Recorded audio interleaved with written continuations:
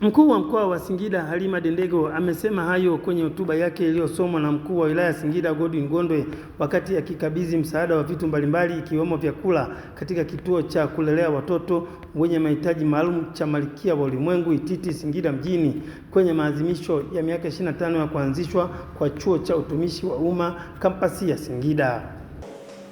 Wito wetu kwetu ni kwa taasisi zote ambazo ziko katika mkoa wa Singida. Mheshimiwa Mkuu wa Mkoa amenielekeza niseme kwamba wachukue mfano wa chuo cha utumishi wa umma kwa jambo kubwa mlilofanya.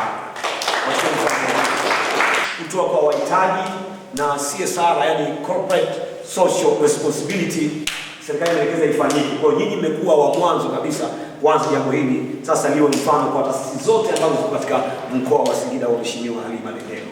Awali akimwakilisha mtendaji mkuu wa chuo cha utumishi wa umma Tanzania Daktari Ernest Mabonesho, mkurugenzi wa chuo cha utumishi wa umma kampasi ya Singida Daktari Emmanuel Tandika anaeleza kwa nini wameamua kutoa msaada kwa watoto wenye mahitaji maalum, huku mlezi wa watoto hao Sister Rosaria Nicodemus anashukuru. Tunaposherehekea jubilei ya miaka 25 ya kuutumikia umma wa Watanzania na kutoa mchango wetu kwa jamii, chuo cha utumishi wa umma kampasi ya Singida kimeona ni vyema kuendelea kutoa mchango wake kwa watoto hawa wenye mahitaji maalum, watoto wa malaika wa matumaini. Lengo letu kubwa ni nini? Kwanza, kuwaonyesha watoto hawa kwamba bado tunawapenda na tunawajali na tunawahitaji, kuwafariji na kuwatia moyo kwa kuwaonyesha kuwa jamii inawapenda na jamii inawajali na kwamba tupo pamoja nao.